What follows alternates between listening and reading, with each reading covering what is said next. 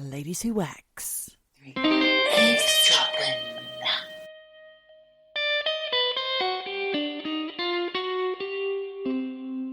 Well, hello there, Michelle. Oh, Geordie, lovely to see you. Welcome. Welcome to the week. Welcome to the day. Welcome to the Eavesdroppin' Party. Who knew that was going to rhyme?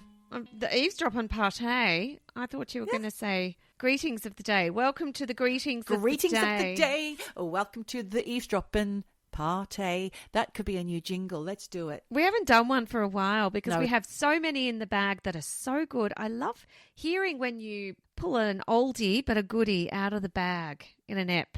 Some of them seem a little irrelevant these days, but I'll pop them in anyway, even if it leaves our audiences, especially our new ones, confused. Hey, listen, you're listening to Eavesdroppin'. That makes you an eavesdropper. I'm Geordie. And I'm Michelle. Like she said, you're eavesdropping on us. Aren't you lucky? You lucky duck. You found us. You're listening in. You're having a good time, I hope. Well, I hope you are. Yeah. If you're not yet, then you will be later, hopefully. Now, what do you got going on? Well, Michelle, you know this week I had a little procedure, a little gynaecological procedure. I'm not going to go into too much information here because obviously no one wants to hear that. I will say, though, that one of my legs was refusing to play ball on the stirrups. Oh, Jesus. Wanted to shut automatically. Oh, what's that about? Psychologically, it just would not open that wide. It's like a gag reflex, but opposite. It was.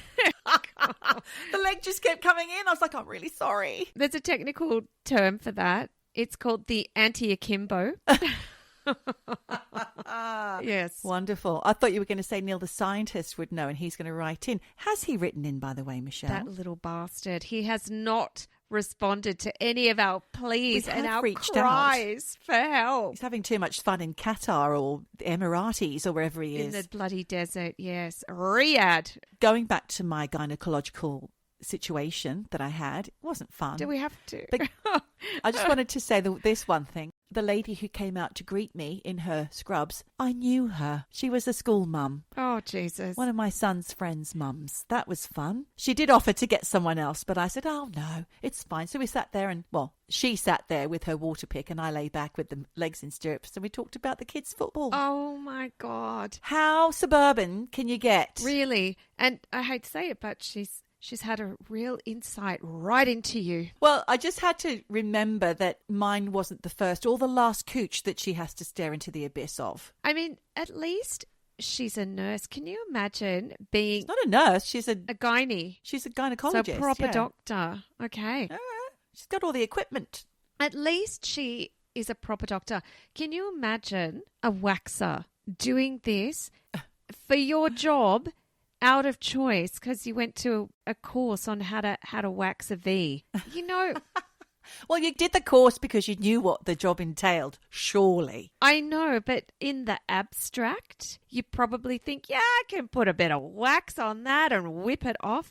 The reality is you don't know what you're going to get. What kind of flaps you might get. The flaps, how much hair needs to be removed. Are there ingrowns? Is there anything nasty? Smell? Is there something untoward there? There's a lot. Smell? There's a lot. At least if you're a doctor, you kind of know what you're in for because people come in when you're unwell down there. This is a lot of V talk. We've got to wrap this up. I'm feeling a bit sad. I'm feeling a bit sad for the boys in the room. Sorry, Cal the pal, and... other men and lads and whatnots. Sorry, people without the V. Do you know what, though? It can happen to the D, too. Can it, though? I was lying there saying to the ladies, why doesn't this happen for men? They don't understand. It's not that bad for them. Well, look, going back to the ladies who wax. Ladies who wax. The men, they also get a back sack and crack. That does include sack. So... yeah, it's very sensitive down there, apparently.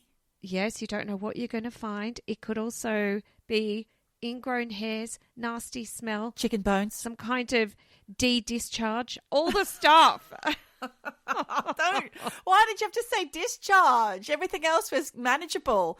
Oh, God. So, yes, welcome to the episode. Michelle. Yes. I have been watching some television. Okay. but nothing new. They have re-released Kath and Kim on Netflix. So my entire family are sitting there going through all 3 seasons and the extras currently, which is a lot of fun. It reminds me of like a lot of things that we say that are actually from Kath and Kim. It's amazing. And I've been going back onto YouTube and showing my kids the sketches from Full Frontal and Fast Forward, which were the comedy sketch shows back in the late 90s. Back in the day. Back in Australia, where they all grew from. Still funny?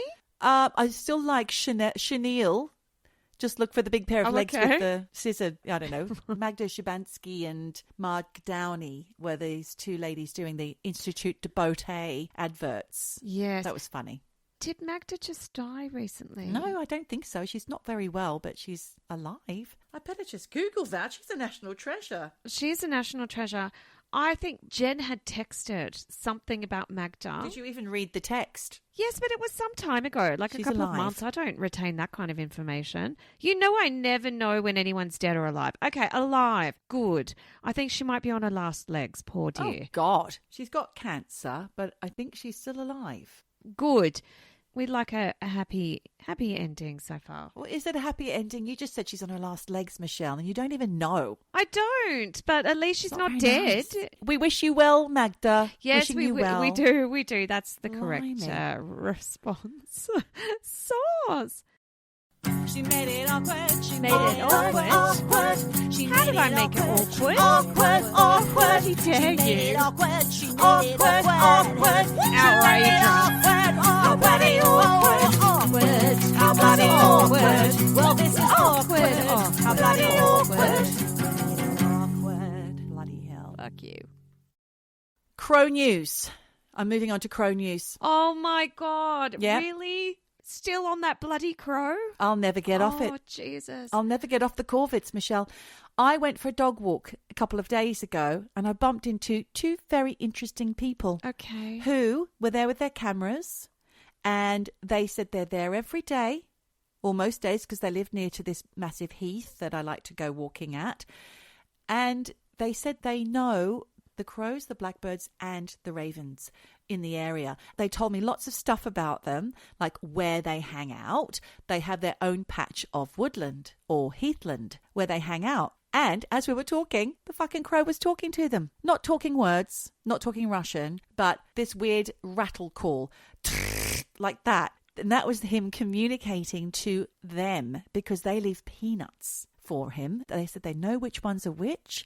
They've been feeding them peanuts. They come down, they come as close to their hand, not on their hand, but close to the hand. And they've gotten to know them so well. But unfortunately, one of them got attacked and they found the head of one. Unfortunately, it got eaten by a fox or something. It was horrible. Jesus Christ. Okay. But it was a fascinating chat with these people. And they also agreed that, yes, they can mimic. They're very good mimics. They can't speak, but they can mimic. Yes, they can mimic. I agree. Oh, yes, she knows everything about corvids. I agree that they can mimic. And of course, we do know that they can imitate speech. I just felt that that video was AI, or at least AI audio. And that's where I'm going to leave it.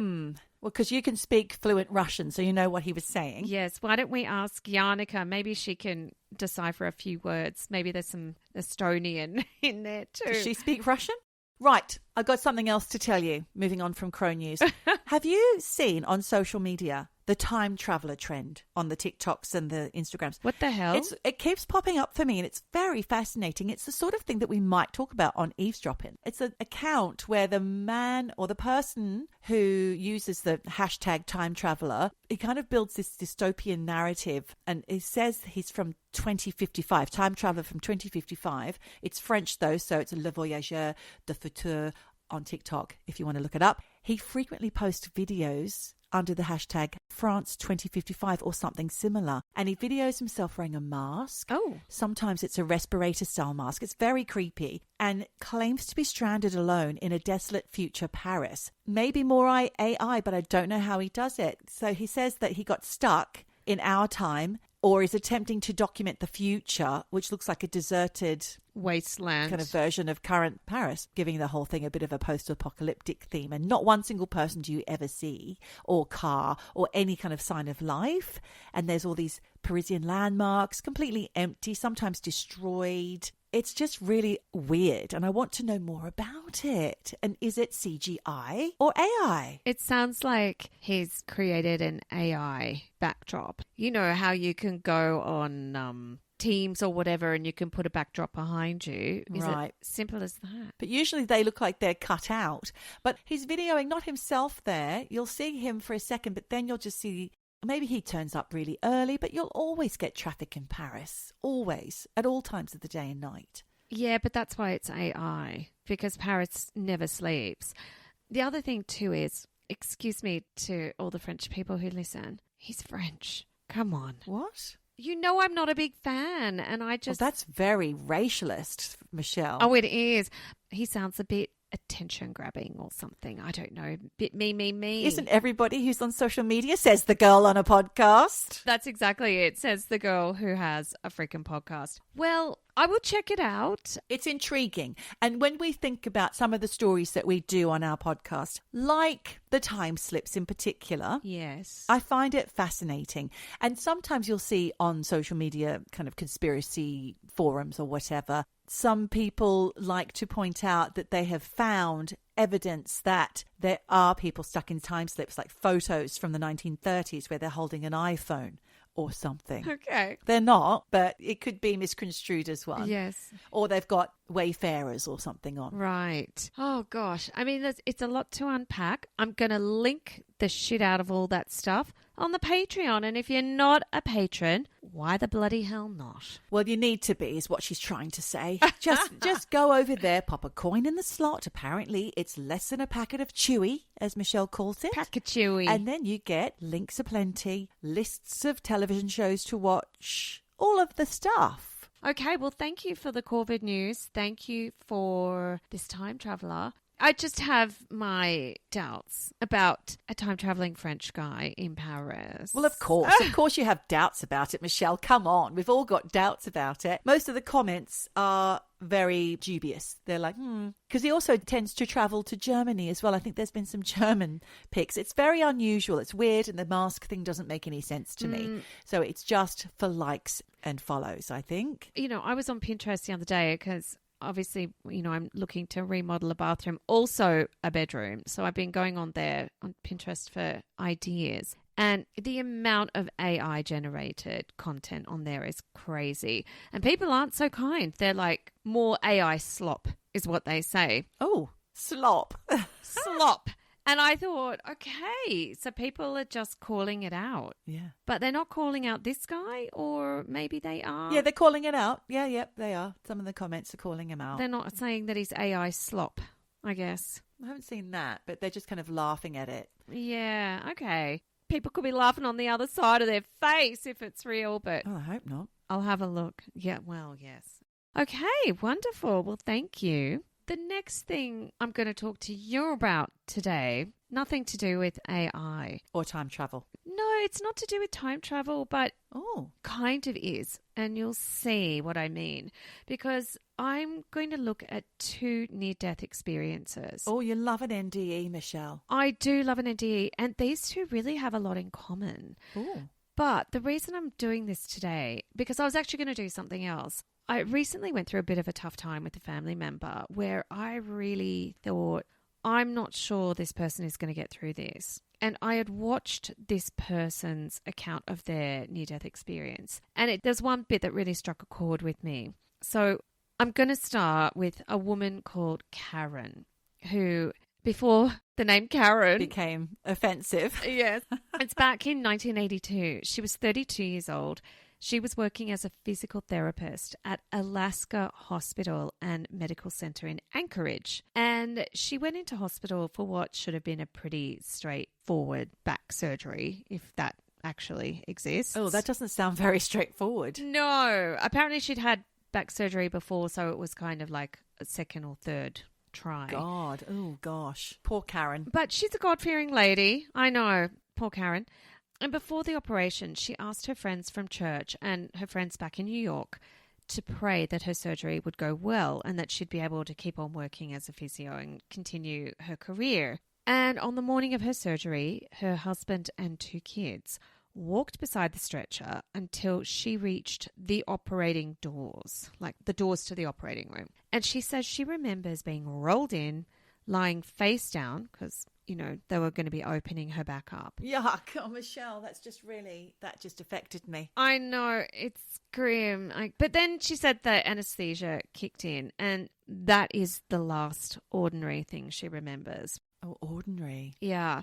The next moment she said she was, quote, wide awake, but not in my body. What? I was up near the ceiling tiles, looking down at the operating room. Oh. The surgeons were swearing and the nurses were rushing out for blood and there was chaos. Oh, no. When you said not in my body, I thought she was in somebody else's body for a moment there. Oh. It wasn't quite clear. No. Well, she's not in her body, but she's out of it. She's out of her body. An out-of-body experience. Exactly. B-E, isn't it? Oob. An oob? That's what they call them on the internet. Really? Yeah, out-of-body experience. Oob. We've talked about this before, Michelle. It's been on episodes. Ooby. Ooby. An ooby-dooby. Ooby-dooby, ooby-dooby-doo. So anyway, poor old Karen, she is looking down at the operating table and... This is another quote from her. They had just flipped my body over, face up. Oh. And there I was, white as a sheet, hair all puffed up because it was the early 80s. Oh. And she thought, oh, I look terrible. And then she said it hit her. If I can see myself from up here, I must be dead. Oh, no. Thing is, she said she felt so alive. And she was like, I have to tell my husband and kids that I'm okay, that the real me is fine. And then the instant she formed that thought, she began floating and she drifted right through the wall of the operating room and into the hallway. And she remembered this hallway because that's how she got wheeled in. So she tried to retrace the route she'd come through on the stretcher. She was finding her way. And she went past other operating rooms, through the big double doors of the operating room suite, and then a telepathic voice spoke to her and said, pay attention to this man. Now, ahead of her was a man in a sport coat and slacks. He was basically running towards the operating room where her body was. So he was the professor or whatever, of the hero of the day. Greetings perhaps. of the day. And this is another quote from Karen. She says, I was nearsighted and always wore glasses, but now I could see every detail of this guy's face, even the colour of his eyes. She said also she somehow heard his thoughts, and she said he was thinking, I have to get in there fast. And then she heard another man thinking, he can't go in there, surgeries are happening. This man reached the double doors, they opened automatically, and he rushed in. And then after the doors closed, Karen again thought about her family, but this time she could not move towards her family in the waiting room because something was pulling her upwards. She rose through the ceiling, through the next floor of the hospital, right out through the roof of the hospital, and then she was above anchorage. She said she was as high as a small plane. Wow. And then this pull shifted her sideways, and she said she was moving really fast, but that she didn't feel any kind of wind or cold, just the motion of moving fast. When she reached the edge of the bay in Anchorage, she said this opening appeared that was dark, and it was like a cave or a tunnel, and she was sucked into it. And then the speed that she was traveling at increased dramatically. Whoa. And then she said in the far distance, she saw a pinprick of light and it got bigger and bigger until she burst through it. And suddenly she was in a completely different place. Oh, my God. I know. Where do you find these things, Michelle? Internets. I just feel like you're going to the dentist and you're finding those old battered copies of Reader's Digest. It's the sort of thing you might find in the back of one of those. It really is. I mean, I will put the links to these ladies' stories on the Patreon because the way they speak about what happened to them, it's so eloquent and full of heart. And the way they tell their stories are really fascinating. So, obviously I'm just sort of rounding up the best bits, I guess, showing you the best bits. But poor old Karen, when she went through this pinprick of light into this new place, she said it was dry and rocky and brown. Oh. Nothing like Alaska. She's a Christian and she thought, if I'm dead, I'm going to heaven. Jesus will be there. But this is not what she thought was heaven. Not in her mind's eye of what it should look like. Yes, what she'd been sold. No, sold something else. Then she said she looked down and she realised she had no feet or legs. Oh. But she said she felt like she had a body. Oh, that's a horrible feeling. I can imagine. Yeah, like, you know, those people that have like amputees. missing limbs, the amputees. And they feel like they've still got the leg and it's itchy and... Yeah, and they're trying to move it, but there's nothing to move. Then another telepathic message came and it said, follow me.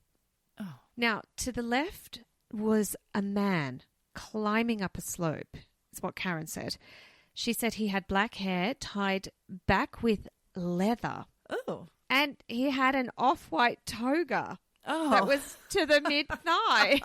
Sounds like she's done a time slip. I know. And then there were these leather straps crisscrossed down to his sandals, down his leg. It sounds very Roman. Jesus times. But she said, that's not how I picture Jesus. And she thought, I don't know who this is, but I'm supposed to follow this guy. So she did. And then suddenly they were in this very lush green meadow filled with flowers and trees where everything was glowing from within. And she said the colours were colours that she had never seen before on Earth. Oh. We've heard this before in other NDEs. And then her guide led her to this river that was so full of light that it was shining. Across the river was her father, who died when she was 7, and standing next to him was her brother, who'd been killed in a car accident. Oh. And then there were also all her aunts and uncles who had passed away. And there were 4 other people that she somehow knew were her grandparents, even though she'd never met them. Well, she'd never even seen pictures of them. Oh. Everyone was thrilled to see her and so happy she was there. And Karen just wanted to run to them, but they were on the other side of the river. And her guide said, no, we've got somewhere else to go first. So she followed him down the riverbank and around a bend to a huge white building that was gleaming, she said, like alabaster, with these tall columns and wide steps. Her guide went straight to 2 big doors and said, follow me. Inside was a huge hall filled with tables, and there were 4 stories of shelves lined with scrolls and books, and he told her, this is where the book of life is kept, but we're not staying here. And they crossed the hall into a smaller room with a table that was like a conference table, and around it, she said, were these beings. They were waiting for her and her guide, and she says she knew that they knew her and that she felt that they loved her.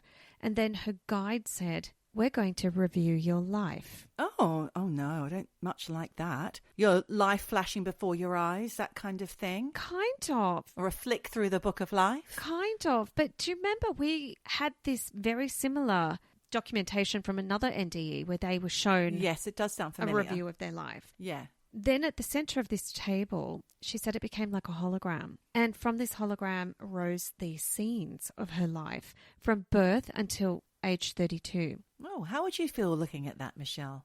I think I've said before, they show you the good and the bad and all the mean things that you've done. And I just think, oh my God. It won't be pictures that you remember, that you're aware of. Oh, I remember that photo. Oh, yeah, I remember that night in the pub with Geordie. No. It won't be pictures that you know, right? It'll be something else. It'll be scenes that you weren't aware of being snapped. Exactly. By whoever's snapping these pictures, if it exists. If it exists. Because I've got a little theory forming while I'm listening to you, which I'll tell you later. Well, she said when these holographic scenes of her life were being shown to her, she re-experienced each of those moments. She was back in those moments. God. And she said she was feeling the emotions from those moments and those of everyone that she had interacted with. She said it was amazing. And this is a quote from her. She said, when I'd done something kind, I saw how it rippled outward, how one good act inspired more goodness. And when I'd hurt someone, I felt their pain and how it spread to others. Oh, wow. And this is what I feel like I would really not enjoy because... No, because you're a bitch. Every time I, snapped at that poor fucking salesperson when I'm trying to return something because it was a piece of shit. That is not what I ordered. This is not what I bought. It's got a defect. I just think sometimes I can go hard and maybe I need to be a bit kinder because... Now she realises. The kindness radiates and ripples out, but so does the meanness. So does the mean. It makes, exactly. Yes. Good thought. Good note to selves right now, everybody. Yeah, note to self, be nice. But she said there was no condemnation towards her from these beings at the table. And she said, no one judged me. It was all loving and educational. They wanted me to understand that good begets more good. Bad brings more suffering, I guess. So when the review ended, she was told she could stay here in this beautiful, colours she'd never seen before life or return to her actual life. Okay. And they said, quote, if you go back, we'll show you some of what may happen. Oh, no. But remember, others have free will, so not everything is fixed. Uh-huh. And then she was shown glimpses of future events. And then suddenly she found herself in another place with only her guide. And he said to her, quote, I want to show you what's happening in the hospital waiting room. And she saw her husband and children. And also the surgeon who had operated on her was standing in the doorway, still in scrubs. And then the guide said, I want you to see the prayers of the people you asked to pray for you. And Geordie, this was the bit that really got to me the other night because I don't believe in God. But when I was going through this kind of family emergency, and I had actually texted you and you had said to me, sending healing vibes. And I thought, okay, I am going to send a message out to the universe. And because I'm not going to pray. No one's praying that I know. That's my version. That's my version too. It's connecting with something unseen, unknown, and putting my hopes and positivity and thoughts into... It's not even a mantra. It's just an internal monologue of please help. Please make everything okay. Like some people would say is a prayer. Some people would say it's a prayer. I don't call it a prayer for me. But I sent this message out to the universe and I imagined a beautiful musical score of all the people who are sending positive energy out into the world for a speedy recovery. Aww. And I imagined this because of Karen. Because when Karen looked off to the right after her guide said, I want you to see the prayers, there appeared to be what looked like musical notes rising on a score. Oh. And each prayer was a note that attached to the next note. These notes were climbing higher and higher until they reached Karen and her guide. And she was told her daughter was praying hardest of all. Oh. And this is a quote about her daughter. She thought I had died. She was praying, please let my mum live. And when her daughter's prayer joined all the others as the final note, she said that she suddenly felt herself become Karen again. And she thought, I can't let my children grow up without a mother the way I grew up without a father. I have to go back. And she told her guide, I want to return. And he replied, you will be given proof that this was real, although you won't remember everything we showed you about the future. Next thing she knew, she was waking up in the recovery room with her husband on one side of the bed and her kids on the other, and she said she was filled with the most incredible peace and love, like nothing she'd ever felt before. And even though her mind was fuzzy from the anesthesia, her conscious awareness was crystal clear, and she remembered exactly what had happened on the other side. Now, Karen was in the hospital for 12 days, and on one of the first mornings, this man came in and said he'd operated on her after the first surgery went completely wrong. Yeah. And she said the second she saw him, she knew who he was. His face. It was the same man that the guide said pay attention to him, right? Who was running down the hallway in the slacks, right? Yeah. So when she left the hospital and finally got home, she thought, I need to speak to him and see if what I saw when I was floating actually happened. And she said, quote, I wanted my husband to come with me because he did not believe my story. Sure. So when she went to that surgeon to have the staples removed. Ew. Yeah, I know. She said to him, and her husband was with her, she said, "How come you're in normal clothes for my surgery?" And he was like, "How could you have known that?" He went on to sort of say he'd been in his office seeing patients when he was paged to save a woman whose artery had been cut during surgery. Wow. Yeah. And he said he'd run to the operating room wearing his regular clothes, and she described the clothes and they were exactly as what she had seen. The slacks and sports coat. Yeah. Yep. And she said to her that she felt that that was the proof her guide had promised Yeah. Okay. to prove that it really had happened. That would do it. That would do it. Yeah. And I guess her husband, too, maybe got some proof. She said the experience really changed the way she lived her life because she had lost her fear of dying. And she said, death isn't something to dread. It's beautiful and seamless and filled with love. When she came back, she had this sense of purpose. And this is her quote. She said, "We're here to learn through kindness. Every thought and action matters far more than we realize. Even small acts ripple out endlessly. And the peace I felt stayed with me, and it changed how I treat people, how I see the world. I now know that life continues and that we are loved beyond measure." Well, that's a really beautiful experience and a really wonderful lesson for Karen and all the other Karens in the world. Yes. To learn. Who learn maybe don't need to be so mean to that shop assistant. Don't be such a Karen. Yes. Don't be such a Karen. Don't be such a Karen because it ripples out. And yeah, the proof thing does kind of throw my theory into dubious territory. What was your theory? Right. So when you were explaining this to me, I remembered suddenly an experience that I had. And that was coupled with health and about the brain and the fact that it is, we've always said it, Michelle, it's so much bigger than we are aware of and so much more useful in ways that we don't yet understand. Yep. And I believe that that happens, you know, that's ESP and other kind of things like that.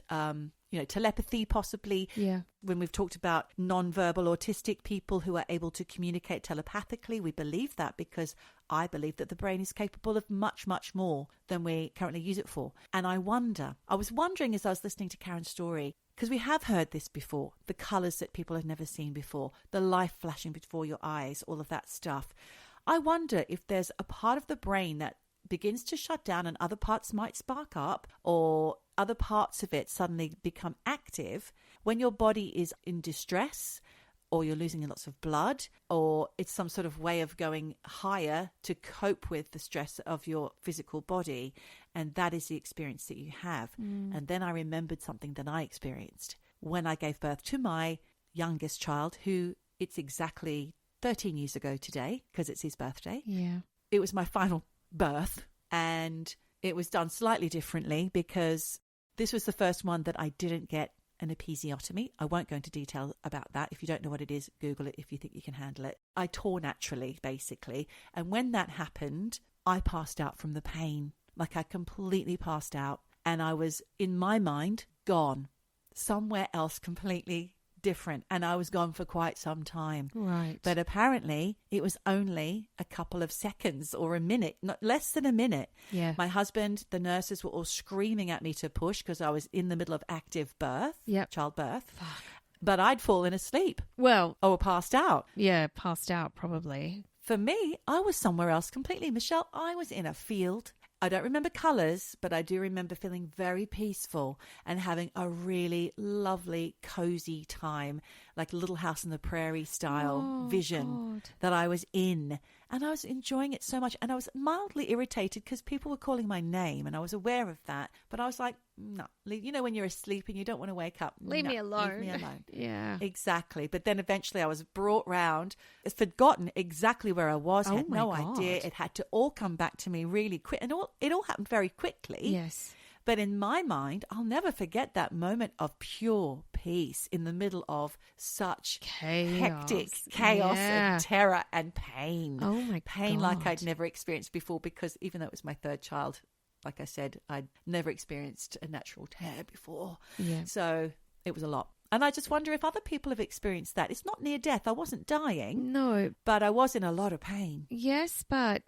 And my body just chose to shut it down. Yeah, and take you into a happy place. A realm of bliss. And I wonder if that's my brain's way of protecting me in that moment. Yes, I think there is something to that. And also, you'll hear from this next story, similar situation in that when the near-death experience happened, she was under anesthesia as well. Are you listening to me? Why are you crying? Dropping trolley. Murdered. Dreaming of getting the all-new iPhone 17 Pro designed to be the most powerful iPhone ever? Then stay in bed and let a Boost Mobile expert deliver and set it up for you. Oh, actually, they will have to get up and open the door. Oh, right. Delivery available for select devices purchased at boostmobile.com. Terms apply. The longer you stay alive, the longer you can enjoy Boost Mobile's unlimited plan with a price that never goes up. So here are some tips. Do not parallel park on a cliff if you want to enjoy an unlimited plan with a price that never goes up. Do not mistake a wasp nest for a piñata if you want to enjoy an unlimited plan with a price that never goes up. Do not microwave a hard-boiled egg if you want to enjoy an unlimited plan with the price that never goes up. Stay alive and enjoy unlimited wireless for $25 a month forever with Boost Mobile. After 30 gigs, customers may experience lower speeds. Customers will pay $25 a month as long as they remain active on the Boost Mobile Unlimited plan. I would just like to say before you start, apologies once more for the excessive gynecological references this episode. Well, you're not going to like this because when Ginette Biro went into hospital in 2019 for a minor operation, she went in because she'd been hemorrhaging during her monthly cycles. Oh, God, that's a bit close to home. And the operation was meant to fix it. We started off talking about V's, D's, now childbirth, hemorrhaging. It's a very downstairs kind of episode. Very much so. When Ginette went in for this supposedly minor operation, she had no clue that it was going to change her life. And it was meant to be a simple surgery. And she said everything felt really normal until she went under the anesthesia. Basically, as soon as she went under, she said she felt like she died. Oh, no. She said she didn't see a white light. She wasn't pulled into anything, but she said she was just instantly on the other side. And immediately, she said she found herself standing barefoot on soft, vivid green grass, a little bit like your meadow. And she said somehow she could zoom in and see every single blade of grass. And it was the most beautiful thing she'd ever seen. And above her was the most brilliant blue sky. And then she walked up a hill, like Karen, where she came upon what looked like a barbecue picnic. Oh. And gathered there were lots of people she knew, both from the life she'd just left and others from lives before. I think she meant people from her life who had passed away, but also from other lives. And she said her grandmother was there and welcomed her in. And then everyone started coming forward and she gave them hugs. And these hugs felt like nothing else on earth she'd ever experienced. She described these reunions as slow and gentle and deeply emotional. She said she didn't feel like there was any kind of rush, but instead there was just this really pure sense of being home. And after what felt like hours, her grandma turned to her and said, "Time to move on." Oh. So together they entered what Ginette described as a white room high up in the galaxies, where the universe is still creating itself. Oh, my God. Yeah.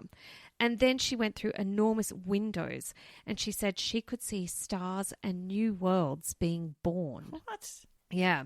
And inside the room, she said her guides were gathered around a long white table, a little bit like Karen. And then they rolled out what looked like architectural blueprints, but they weren't blueprints.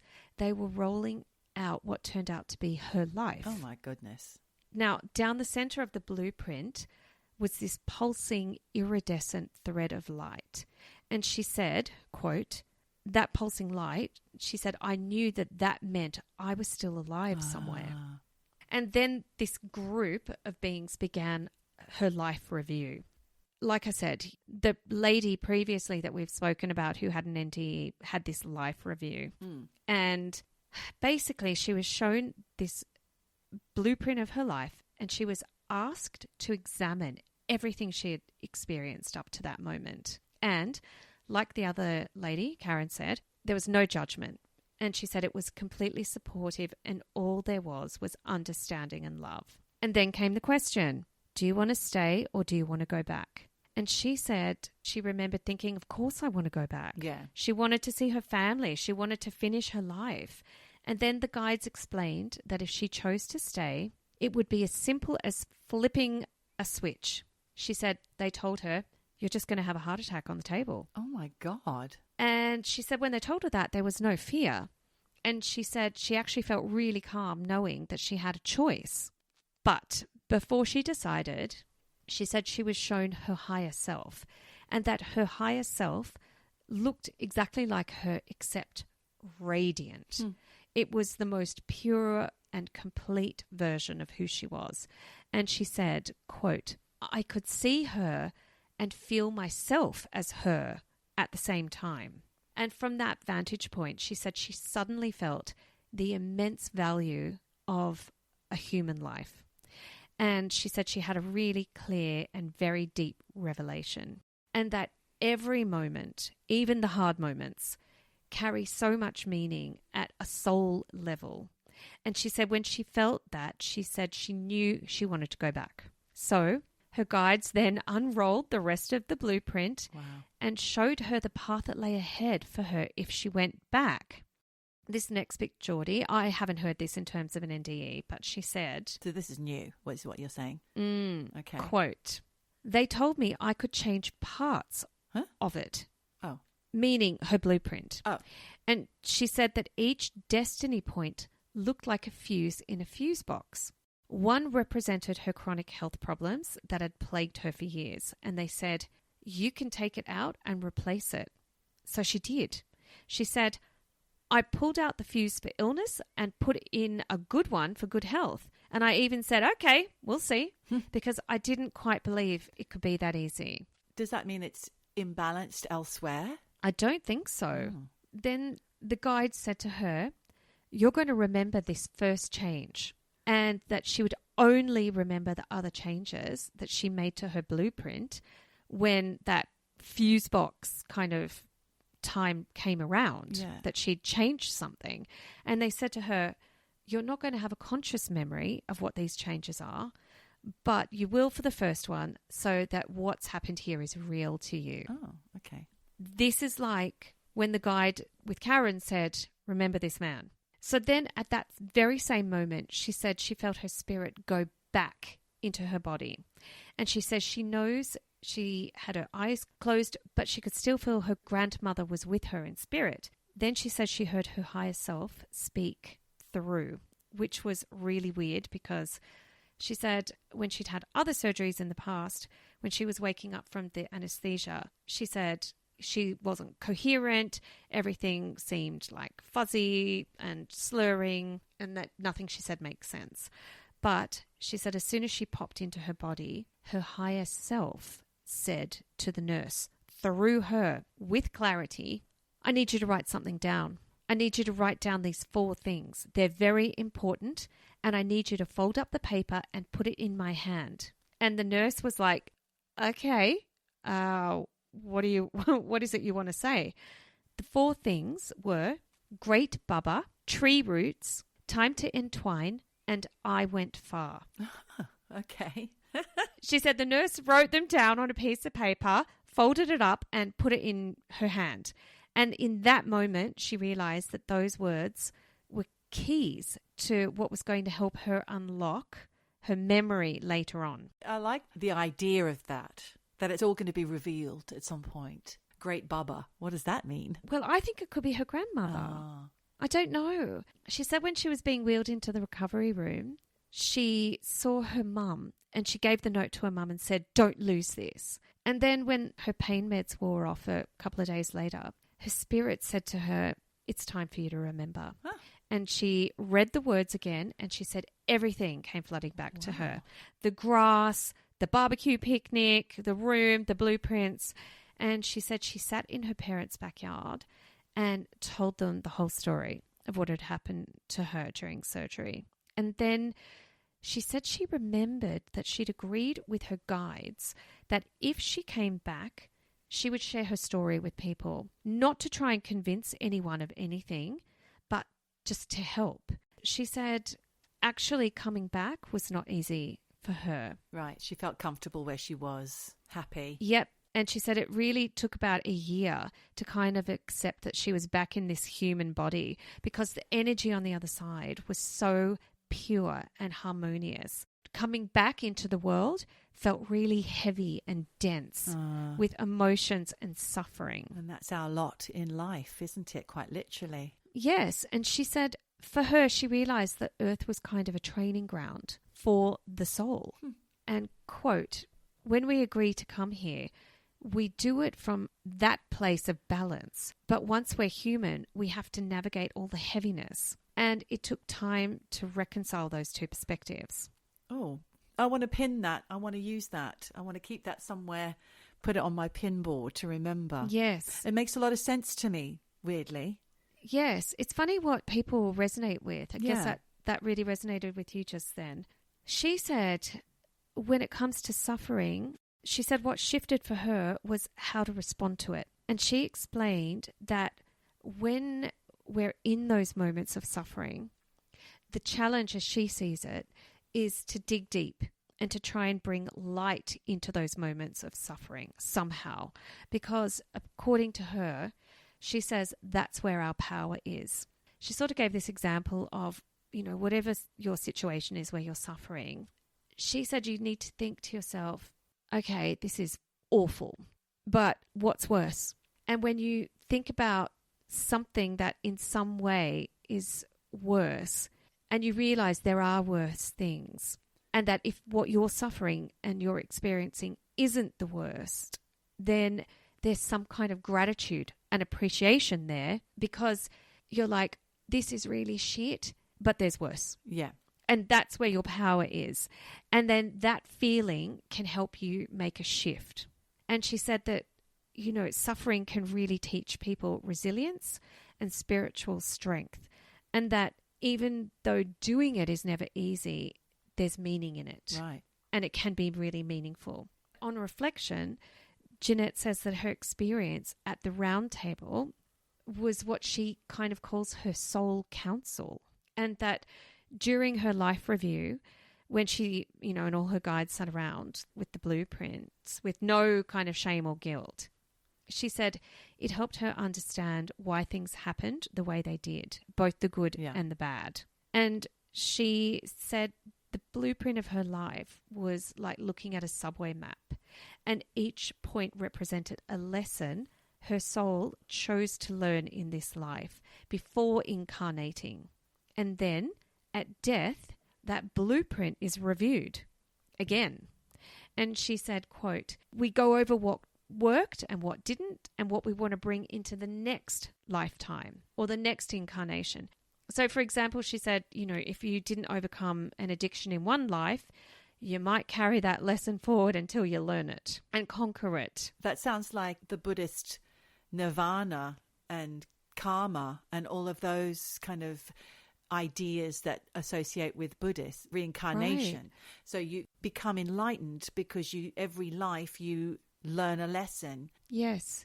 And if you don't learn it, you got to live it till you learn it. Exactly. Is what she's kind of saying. It's interesting. You know how she took that fuse for chronic illness out and put a good one in? Yeah. She said she did notice a change in her health. She said she stopped getting sick all the time and that her physical kind of resilience was really different, except she did talk about free will. And she said when it comes to her blueprint, something happened to her in 2024 where she had to have another surgery. She ended up with an infection and problems with her liver. And she was like, fuck this. I thought we agreed. No more health problems. No more sickness, yeah. But apparently this illness was in her blueprint. She apparently can also communicate with her guides. She said for people who don't consciously hear their guides, she said they are sending us signals all the time through numbers, songs, dreams, overheard conversations like eavesdropping. Well, let's hope that your spirits are channeling through us to you right now via the earwaves. Exactly. And she said you can actually ask, if you don't believe in it, for confirmation in threes. And what she means by that is, for example, if a ladybug is your sign, ask to see 3 of them within a few days. Ladybirds. Or ladybirds, Okay. yep. So your guides can give you this proof. And she said it's Right. subtle, but sometimes it's not. When she kind of moaned in thought or whatever to her guides about getting fucking sick again, Yeah, annoyed. her guide said to her, this isn't chronic suffering. This is based on free will choices. And then she said she realized they were right because she was meant to have that surgery a year earlier and she was like, nope, too busy. Right. So getting sick was a reminder that free will shapes how you move through your blueprint. The outcomes. Mm-hmm. Right. And then she said she likens life to a river in that the river's course is the blueprint and you can't change the course of the river, but free will is the boat on that. And that you decide whether you float or fight the current or stop and rest. So look, since her near-death experience, she said she too, like Karen, doesn't have any fear of dying because death is not an ending but a return. The deeper lesson that she carried back was about the value of life. And she said, even in grief and loneliness or struggle, every life has immense worth. And we come here to experience and to learn through contrast, emotion, and creation. So she says, do everything you want to do. See everything you want to see because the purpose of human life is to experience and that no life is wasted. And she said, when you cross over, you'll see the tapestry of what you created and think, look what I did. I really lived. And look, if you want to know more about Ginette's story, I will link to her talking about it.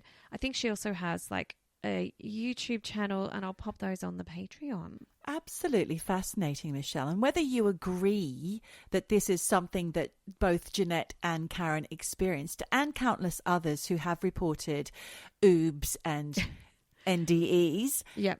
then I think there's other lessons to take from both these stories. Yes. If you don't believe in near-death experiences and the experience that these ladies had, which are incredibly similar and similar to other stories we've heard. Yes. Could it be because of my brain theory, my brain going somewhere to rescue the human body that's experiencing distress? Could it be that? Could it be precisely what Ginette said, that there are guides who are there always to communicate with you? I mean, there's one way of finding out. You could ask for your confirmation in threes, couldn't you? And see what happens. Yeah. Maybe I'll try. But I think even if you don't believe in near-death experiences or whatever, you know, that they talked about, especially Ginette, where she says there's more than one lifetime. And appreciating that great tapestry of life that you have just experienced and contributed to. Yes. And I think another takeaway here is kindness. Yeah. It has a ripple effect. And I think that's what really touched me. I mean, aside from the musical notes that when I really wanted to put into the universe, please help, please make this not so bad. That image of those musical notes really affected me for some reason. I do think this idea of kindness is one that I need to hold close because I think I could be kinder in my life. For me, and especially in my other career as a therapist, it was the incredible burden of being a human being and all of the dark emotions and the heaviness that comes with it. Because I see people in pain every day. I'm also experiencing emotional pain, as are you and people that you know and love and see on a daily basis. And it's good to remember that it's bad, but it could be worse. And you will get through it.